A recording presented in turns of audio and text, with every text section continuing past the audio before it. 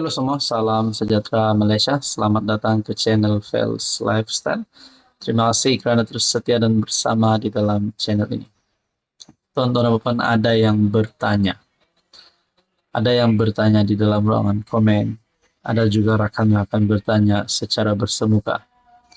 Adakah Mahathir masih relevan di dalam dunia politik, di dalam kancah politik Malaysia yang semakin moden dan yang semakin panas ini? Masihkah Mahathir mampu untuk bersaing dengan ahli-ahli politik yang lain yang jauh lebih mudah daripada Tun Mahathir sendiri? Sedangkan Anwar Ibrahim belum pun mencecah 80 tahun, tetapi Tun Mahathir berbaki 1 tahun lagi, Tun akan mencapai usia 100 tahun. Kalaulah pada masa akan datang, Mahathir akan dipilih semula sebagai pemimpin besar, contohnya menjadi ahli parlimen, menjadi ahli Dewan Undangan Negeri, ataupun mungkin menjadi Perdana Menteri, Menteri Timbalan Perdana Menteri. Adakah Mahathir masih boleh bergerak ke sana ke sini? Saudara-saudara, berkaitan dengan ini, rupanya di dalam kes saman terhadap Zahid Hamidi di antara Zahid dan Tun Mahathir, satu perkongsian daripada My Metro bertarik 16 Oktober, Tun Mahathir tidak sihat. Bicara kes saman terhadap Ahmad Zahid tangguh. Wah, saudara-saudara, adakah dengan ini saja kita dapat gambaran bahwa Tun M sudah tidak ada harapan lagi nak jadi Perdana Menteri? Tun M sudah tidak ada harapan lagi nak kalahkan Anwar. Kerana hadir ke mahkamah saja pun, beliau sudah menghadapi kekangan ataupun menghadapi halangan di dalam kesehatan beliau. Apapun kita doakan Tun Mahathir untuk terus tetap sihat. Perbicaraan kes saman Tun Dr. Mahathir terhadap Datuk Seri Ahmad Zahid Hamidi yang bersambung di Mahkamah Tinggi ditangguhkan ke 29 Oktober selepas berkas PM itu dimasukkan ke Institut Jantung Negara IJN kerana jangkitan paru-paru.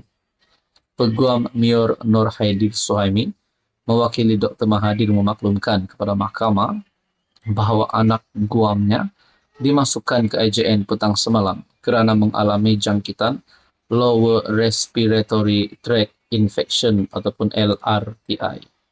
Oleh itu, anak guam saya diberi sijil cuti sakit sehingga 25 Oktober. Saya mohon agar perbicaraan hari ini dan esok dilapangkan. Pesuruhjaya Kehakiman Gan Tee Cheong kemudian menetapkan 29 dan 30 Oktober serta 5, 6 dan 9 Disember untuk menyambung perbicaraan. Saudara-saudara, kalau nak kata Tun Mahathir lari, jawapannya adalah tidak. Kerana di sini disahkan peguam Tun Mahathir telah berkata bahawa anak guamnya dimasukkan ke IJN. Jadi saudara-saudara yang amat dihormati, mungkin ada yang tertanya-tanya apa kabar Tun Mahathir selepas beliau dimasukkan semula di IJN untuk dirawat. Tuan-tuan dan puan, mungkin ada yang kata Mahathir sudah kritikal. Ya, saya setuju. Sekiranya istilah kritikal ini digunakan di dalam keadaan politik Mahathir yang kita dapat lihat. Anwar menjadi Perdana Menteri, bahkan beliau pula tidak pun memegang jawatan sebagai ahli parlimen, sebagai adun. Bukan seorang wakil rakyat, tapi beliau kita boleh kata kalah kepada Anwar Ibrahim. Jadi kita boleh kata Tun Mahathir kritikal dalam keadaan politiknya. Saudara-saudara yang amat dihormati, menurut Anda, apa komen Anda? Halo semua, salam sejahtera Malaysia. Selamat datang ke channel Fels Lifestyle. Terima kasih kerana terus setia dan bersama di dalam channel ini. Tuan-tuan dan puan, sebelum kita teruskan di dalam satu isu yang hangat ini ataupun satu lagi kes, yaitu katak si katak lompat. Sebelum ini kita pernah mendengar ahli parlimen yang lompat parti, pemimpin yang lompat parti daripada satu parti kepada satu parti yang lain. ataupun dengan kata yang lain, yaitu meninggalkan parti dan menyertai parti lawan. Saudara-saudara, berkaitan dengan ini, tak sangka pula seorang lagi pemimpin daripada UMNO yang telah sah menyertai parti PAS. Mungkinkah selepas ini ada ahli parlimen daripada UMNO ataupun BN, ada adun daripada UMNO ataupun BN, pemimpin-pemimpin besar di dalam UMNO dan BN akan menyertai PAS setelah seorang lagi pemimpin ini daripada UMNO masuk ke parti PAS. Tuan-tuan ini pasti mengejutkan Zahid Hamidi sebagai timbalan Perdana Menteri kerana disahkan adik Zahid Hamidi masuk PAS. Perkongsian daripada Malaysia Gazette 15 Oktober. Abdul Hakim Hamidi, adik kepada Presiden UMNO Ahmad Zahid Hamidi, menyerahkan borang permohonan untuk menyertai PAS. Borang keahlian itu diserahkan kepada Presiden PAS Tan Sri Abdul Hadi Awang.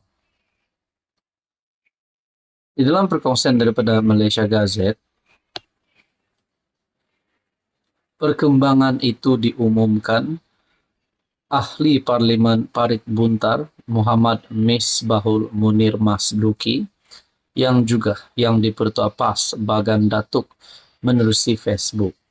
Sementara itu, Hakim berkata tindakannya meninggalkan UMNO disebabkan parti itu sudah berubah.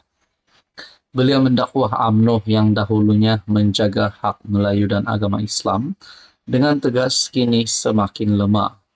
Saya melihat UMNO sudah tidak lagi seperti zaman saya. Kepercayaan saya pada perjuangan asal UMNO mula pudar. Inilah yang membuat saya kembali kepada akar perjuangan keluarga saya, kembali kepada PAS, katanya dalam satu kenyataan media. Tambah Hakim, beliau yakin hanya PAS yang masih mampu mempertahankan hak Melayu dan kedaulatan Islam di negara ini.